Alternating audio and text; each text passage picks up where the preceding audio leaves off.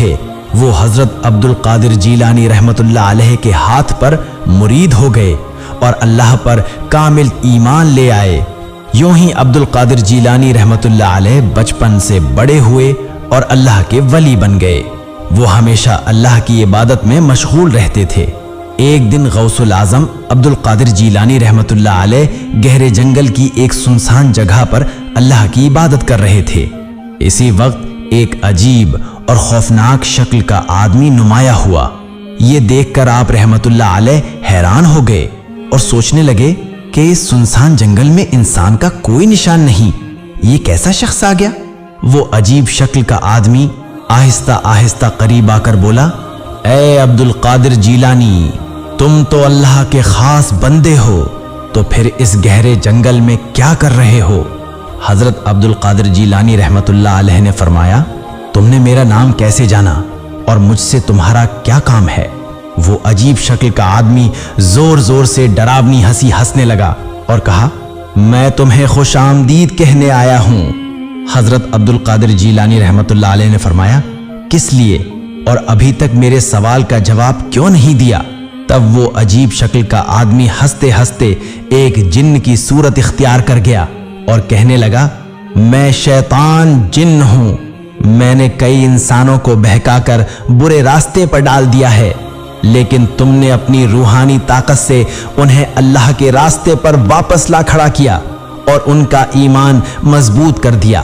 حضرت عبد القادر جیلانی رحمت اللہ علیہ نے فرمایا، اے شیطان جن، یہ میری کرامت نہیں بلکہ اللہ کی رحمت ہے جس سے وہ لوگ سیدھے راستے پر آئے، تو یہاں سے چلا جا، میں اللہ کی عبادت کر رہا ہوں۔ شیطان جن بولا، آج تجھے اکیلا پایا ہے، اب تجھے ختم کر دوں گا۔ وہ قریب آنے لگا، تب حضرت عبد القادر جیلانی رحمت اللہ علیہ نے اللہ سے دعا کی۔ اسی وقت نہ جانے کہاں سے ایک بڑا لوہے کا ہتھوڑا آیا اور شیطان جن کے سر پر پڑا۔ وہ برداشت نہ کر سکا اور غائب ہو گیا۔ پھر حضرت عبد القادر جیلانی رحمت اللہ علیہ اس جگہ سے دوسری جگہ گئے اور اللہ کی عبادت میں مشغول ہو گئے۔ ادھر وہ شیطان جن اپنے بادشاہ کے پاس گیا اور کہا، میں عبد القادر جیلانی کے ایمان کے سامنے ہار گیا ہوں، اب اگر تم چاہتے ہو کہ اسے شکست دو تو تمہیں جانا ہوگا۔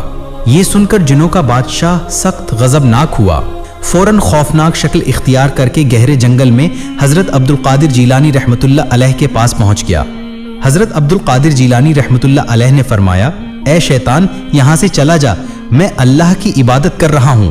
لیکن وہ شیطان جن کسی بات کا جواب دیے بغیر حضرت عبد القادر جیلانی رحمت اللہ علیہ کی طرف آگ کے گولے پھینکنے لگا، مگر ان کا کوئی نقصان نہ کر سکا۔ آگ کے گولے درمیان میں ہی ختم ہو گئے۔ پھر اس شیطان جن نے اپنی ساری طاقت لگا کر دوسرا حملہ کرنا چاہا۔ تب حضرت عبد القادر جیلانی رحمت اللہ علیہ نے اللہ سے دعا کی۔ دعا کے ساتھ ہی اچانک ایک سوار تلوار لے کر گھوڑے پر نمایاں ہوا اور اس شیطان جن پر حملہ کرنے لگا۔ یہ دیکھ کر وہ شیطان جن ڈر کے مارے دوبارہ غائب ہو گیا۔ اسی وقت وہ سوار بھی غائب ہو گیا۔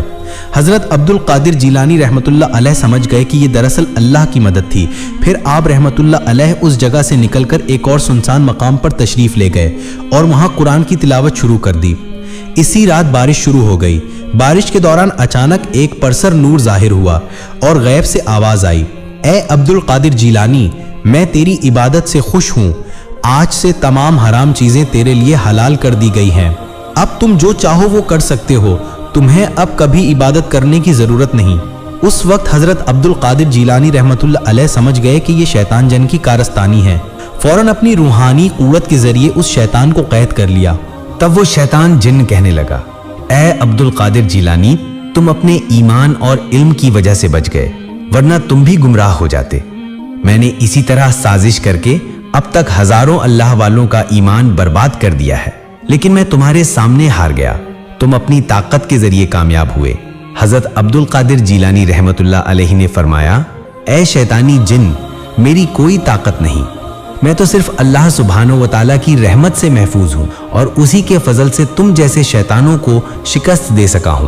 اس واقعے کے بعد وہ واپس آئے اور اپنے مریدوں کے ساتھ شیطان کی اس چال کی باتیں کرنے لگے۔ اس وقت مریدوں نے پوچھا، حضور، آپ نے غیب سے جو شیطان کی بات سنی وہ کیسے پہچانا کہ وہ شیطان تھا؟ تب حضرت عبد القادر جیلانی رحمت اللہ علیہ نے فرمایا، अल्लाह सुब्हानहू व तआला कभी हराम को हलाल नहीं करता।